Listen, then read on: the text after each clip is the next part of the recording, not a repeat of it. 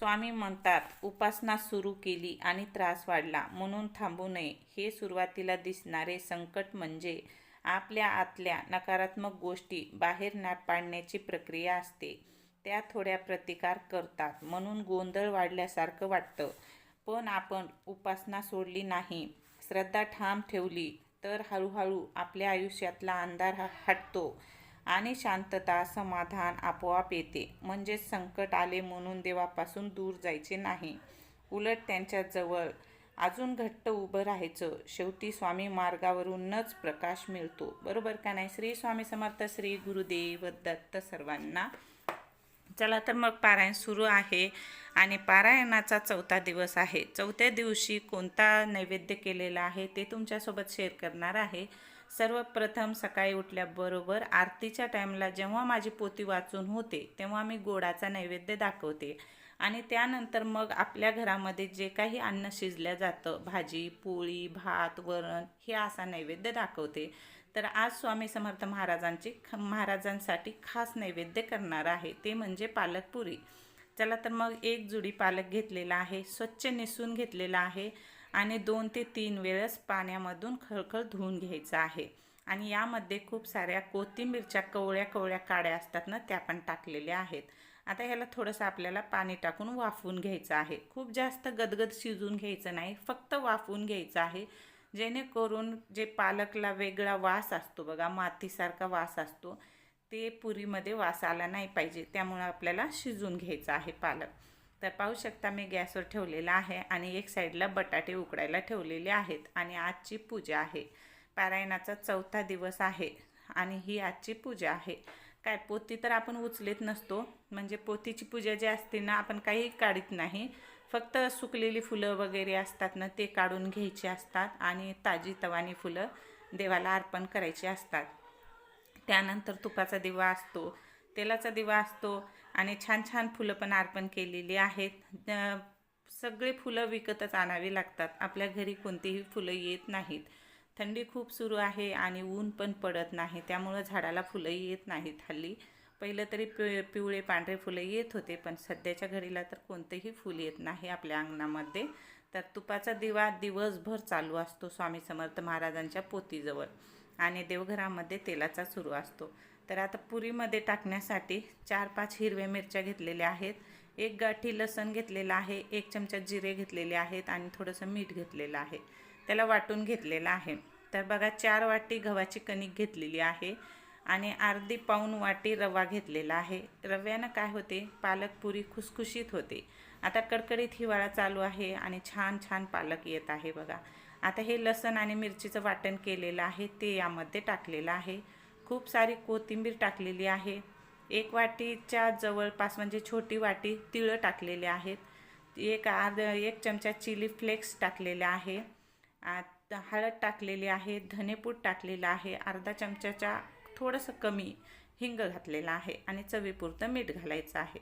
आता यामध्ये तेल वगैरे काहीच वापरायचं नाही, छान असं मिक्स करून घेतलेलं आहे. त्यानंतर जी पालक प्युरी काढलेली आहे, पालक शिजल्याच्या नंतर ते पालक थंड झाल्यावर त्याची प्युरी काढून घेतलेली आहे आणि त्याचं जे पाणी उरलेलं होतं ना, ते तसंच ठेवलेलं आहे मी. त्याचा पण वापर करायचा आहे, पाणी अजिबात फेकायचं नाही. तर बघा, पालक घातल्याच्या नंतर सगळं असं मिक्स करायचं आहे आणि त्यानंतरच आपल्याला पाण्याचा वापर करायचा आहे, जेणेकरून उंडा असा पातळ झाला नाही पाहिजे. पातळ झाला तर पुऱ्या फुगल्या जात नाहीत. मग मिक्सरच्या भांड्यामध्ये तेच पालक शिजवलेलं पाणी टाकलेलं आहे आणि छान असं मिक्स केलेलं आहे. सगळं चिटकलेलं भांड्याला निघून जातं बघा. तर ते पाणी त्यामध्ये टाकलेलं आहे. आता थोडं थोडं पाणी घालून मी उंडा मळून घेणार आहे. असा घट्टसर उंडा करून ठेवायचा आहे, जेणेकरून भिजल्याच्या नंतर थोडा सैल पडतो आणि रवा घातलेला आहे यामध्ये, रवा पण भिजला पाहिजे. त्यामुळं अर्धा तास किंवा 10 ते 15 मिनटं तरी उंडा आपल्याला मळून ठेवायचा आहे. तर उंडा मळून झालेला आहे, त्याला मी तेल लावलेलं आहे. आता यामध्ये आपण खूप सारी कोथिंबीर घातलेली आहे, कोथिंबीरच्या काड्या घातलेल्या आहेत. पुऱ्या फुगतात का नाही, फुटायच्या म्हणून थोडीशी भीती असते, पण अजिबात फुटत नाहीत, काही नाही, छान टम्म फुगतात. आता थोडंसं पाणी उरलेलं आहे, मी ते ठेवलेलं आहे, कारण ते पाण्याचा वापर भाजीमध्ये करायचा आहे. मी अगोदरच सांगितलं की पालकाचं पाणी आपल्याला अजिबात फेकून द्यायचं नाही, कारण त्या पाण्यामध्येच सगळं जीवनसत्व असतं आणि पालक शरीरासाठी खूप चांगलं असतं. आता हिवाळा चालू आहे आणि खूप छान असा टवटवीत हिरवागार पालक येत आहे आणि पालकच्या वेगवेगळ्या प्रकारे आपण रेसिपीज करून खाऊ शकतो आणि शरीरासाठी पण खूप चांगलं असतं, रक्तवाढीसाठी चांगलं असतं. पुन्हा हिरव्या भाज्या शरीराला चांगल्याच असतात. हिवाळ्यामध्ये आपल्याला ताजंतवानं ठेवतात, त्यामुळे हिरवा भाजीपाला हा खायलाच पाहिजे. तर तुम्ही म्हणसान की पुऱ्या तर करायच्या, मग पोळ्या का बरं करायला? तर पोळ्या मुलाला डब्यासाठी लागतात. पुरी तेलकट असते, त्यामुळं मुलं डब्यामध्ये घेऊन जात नाहीत, त्यामुळं पोळ्या डब्यासाठी करीत आहे. बघा जिम्मी कशी बसली आलू खायसाठी स्वयंपाकघरात. पप्पासोबत बसली देवपूजेला आणि आता इथं बसली आलू खायसाठी. आलूचा वास आला की येऊन बसते. खाल्लं का? बस आता गपचूप हा, तिथं शांत बस, सांगून ठेवायला बस. हां शांत बसायचं, हो नाही अजून आहे देते अर्धा, बस शांत. भाजी फोडणी देते.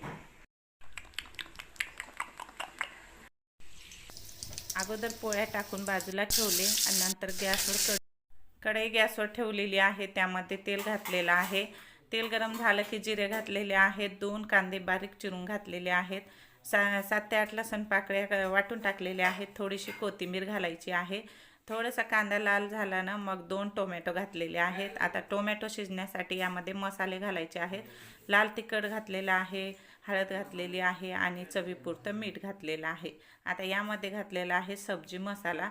खायला भाजी अप्रतिम लागते. आपल्याला कोणतंही वाटण वापरायचं नाही, सिंपल पद्धतीने भाजी करायची आहे. तर थोडंसं पाणी टाकलेलं आहे टोमॅटो शिजण्यासाठी. आता टोमॅटो शिजल्याच्या नंतर त्यामध्ये घातलेला आहे बटाटा.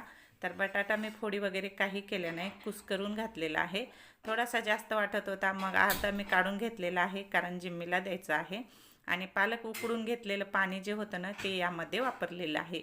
आपल्याला पालक उकडलेलं पाणी थोडंही फेकून द्यायचं नाही, कारण जे काही जीवनसत्व असतं त्या पाण्यामध्ये असतं, त्यामुळं फेकून द्यायचं नाही. तर आता मी भाजीमध्ये जितकं पाहिजे तितका रस्सा केलेला आहे. 2 चमचे शेंगदाण्याचा कूट घातलेला आहे आणि खूप सारी कोथिंबीर घातलेली आहे. आता 5 ते 10 मिनटं छान भाजी उकळून घ्यायची आहे.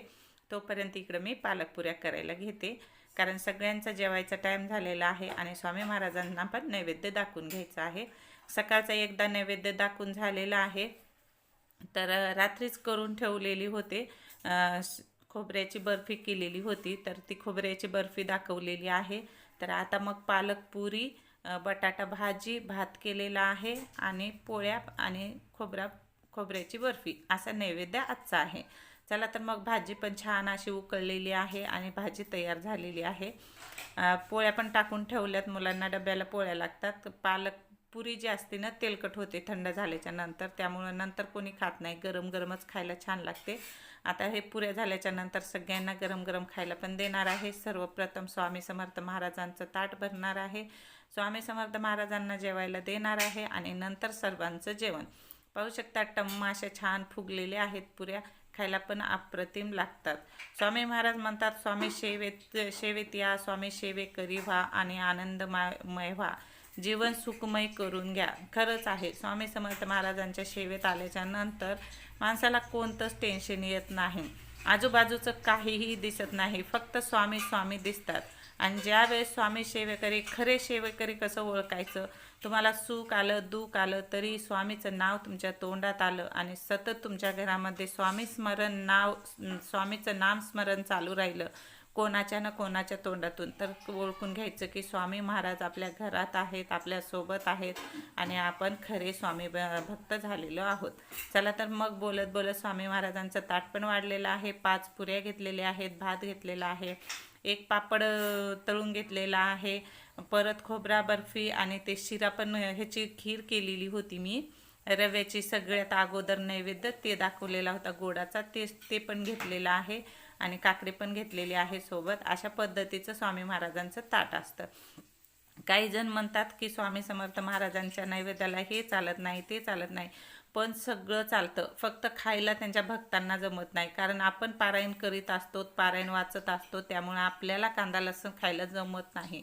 स्वामी महाराजांच्या ताटामध्ये मिरचीच्या लोणच्यापासून ते आंब्याच्या लोणच्यापर्यंत, लिंबाचं लोणचं सुद्धा, प्रत्येक गोष्ट तुम्ही वाढू शकता. शेंगदाण्याची चटणी सुद्धा, आपल्या घरात जे काही गोष्टी अवेलेबल आहेत आपण त्या स्वामी महाराजांना नैवेद्याला दाखवू शकतात.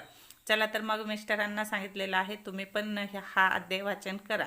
ज्यांना कोणाला धंद्या व्यवसायामध्ये वाढ होत नाही, प्रगती मिळत नाही, आणि त्यांच्यासाठी हा व्यवसाय आहे, म्हणजे हा अध्याय आहे, खूप प्रभावशाली अध्याय आहे. 100% यांनी फायदा होतो. नक्की एकदा वाचनात घ्या, सुरुवात करा. तुम्ही जर वाचत नसाल तर हा अध्याय आहे गुरुचरित्र पारायणातला 18वा अध्याय. आवडल्यास नक्की फॉलो, शेअर करा. श्री स्वामी समर्थ लिहा.